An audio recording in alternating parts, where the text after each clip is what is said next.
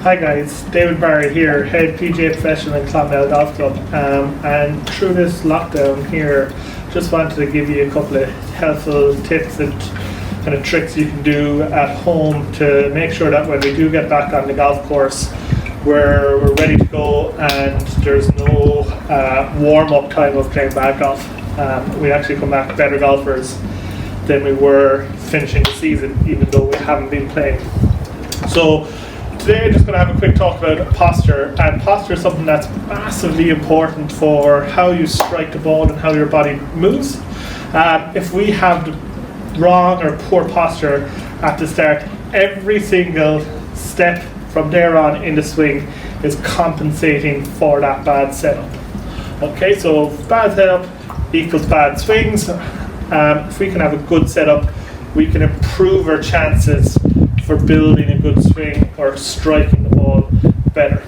Okay, so you'd probably notice that every swing is slightly different on tour, and every body is different. So we don't want to say that this is exactly how you have to stand. You have to be this much tilted over, or your knees have to be this much or that much bent. We just want to give you a guideline into how to get into what we'd like to call an athletic posture. Okay, and in real simple terms, the golf swing is something along the lines of this.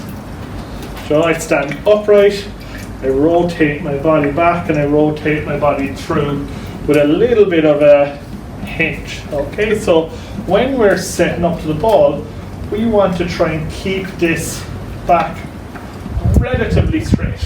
It doesn't have to be like stiff and awkward. It just has to be relatively straight. And for that then, I'd like to see players being able to bend from the hips or pushing your hips backwards. My legs are relaxed. They're not bent, they're not straight, they're just relaxed. And I've pushed my hips back, but I've kept my back relatively straight. This is fantastic to do at home, because on the golf course it's very difficult to do this because you will feel awkward. But if you do it at home in front of a mirror, what feels awkward will look great. So you might feel like, I feel awkward, I feel terrible, and then you turn, if you in the mirror where I have that camera, I turn and I realise, oh, well that's actually a pretty nice posture. Yeah, my back is relatively straight, my shoulders are out over my kind of centre point, my balls of my feet. I've got the weight on the balls of my feet, so I'm not sitting into my heels. Like any sport, you'd hear a coach complaining about their players sitting on their heels. We want to be just up on the balls of our feet, and that's when ready to hit a golf ball. So that should be automatic. That shouldn't have to be 1, 2, 3, 4 steps to get into that. It should be a case of I can just pick up a club and get ready to hit. That comes from repetition.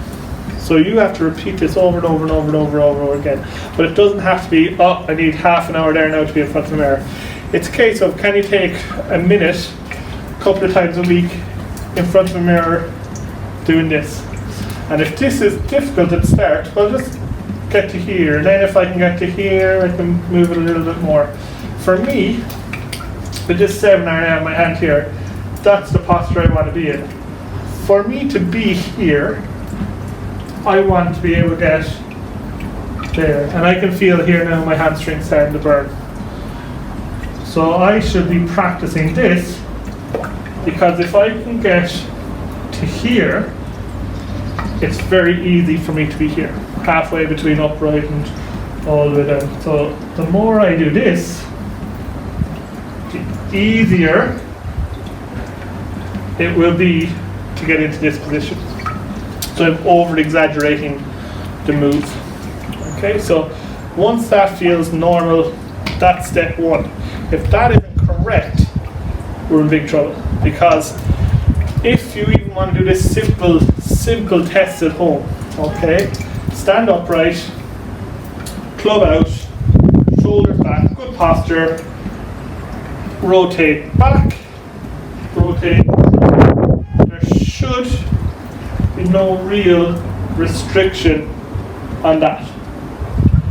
If I get into what I call the sloppy teenager, so my back is curved, my shoulders are forward and hunched in, all of a sudden this becomes more restricted. And when that's restricted, we're going to be restricted in our backswing. So if I got into a bad posture, where now I can see I have a curved back, I've sat into it, and this position here, well, I'm not going to be able to turn correctly. So generally what will happen is people lift the club up and swipe across it, and there'll be quite a left to right for a right-handed golfer, a slicer, because of my poor setup. It's the only way I can swing. For that golfer, if they get into this, doesn't mean we fix their slice straight away, but it's the first block on the road to success. It's like laying a good foundation of the house. If we lay a good foundation, the house is going to be solid as we go up. But if we don't have a good foundation, all the other problems are going to start to appear as the swing becomes under pressure. Okay, so hopefully that helps, guys. I'd love to hear some comments of some stuff you'd like me to cover over the next few weeks. And as ever, hold firm and stay safe.